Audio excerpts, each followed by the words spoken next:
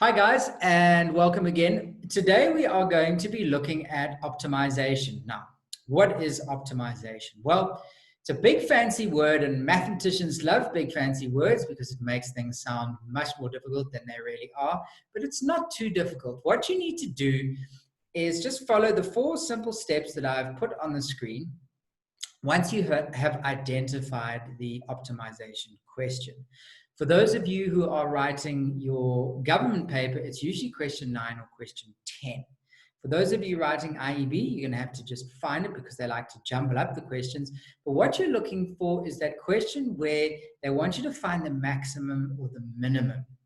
Okay, so let's look at these 4 steps, and we're going to do a question to explain how we would put these steps into practice. So let's look at the question first. So question 10, this is 2018. I'll put the paper in the description below so that you can look at the full paper if you need to.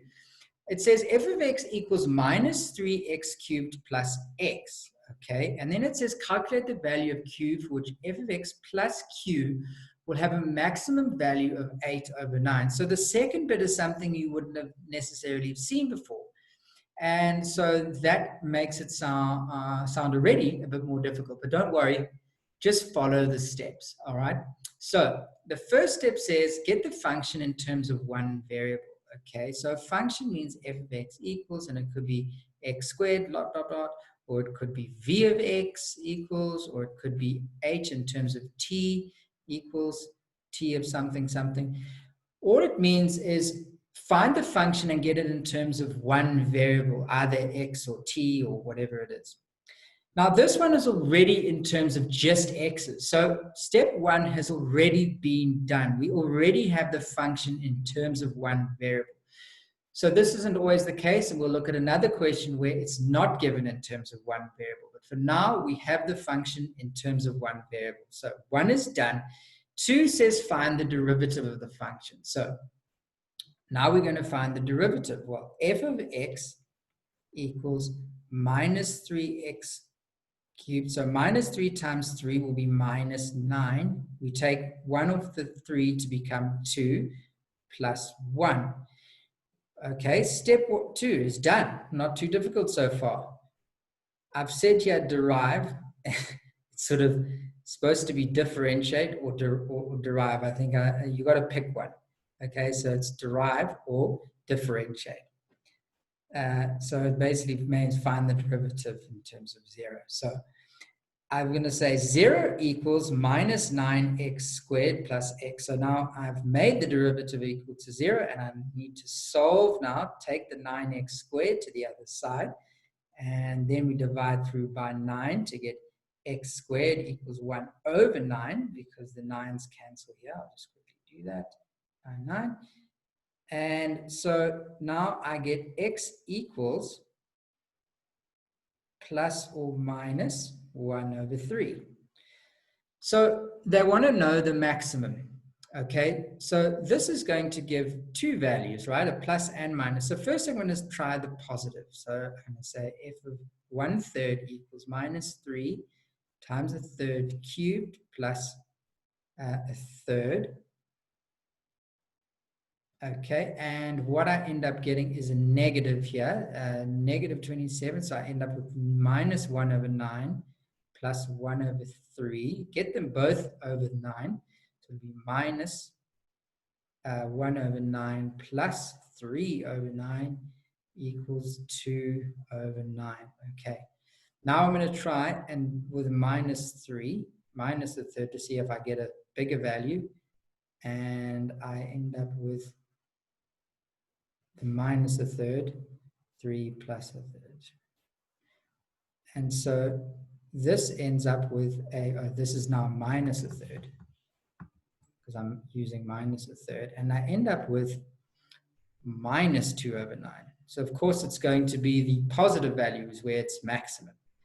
So now I know that f of 1/3 is a maximum. Okay.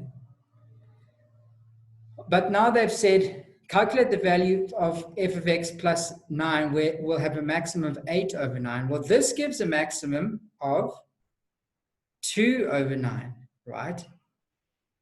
So how would we get it to 8 over 9? Well, say the function was like this, and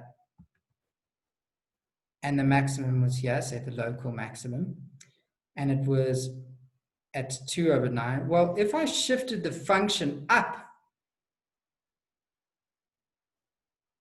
it would then reach 8 over 9. And how much do I need? Well, do I need to add 2 over 9 to get to 8 over 9? Well, that'll just be 6 over 9, right?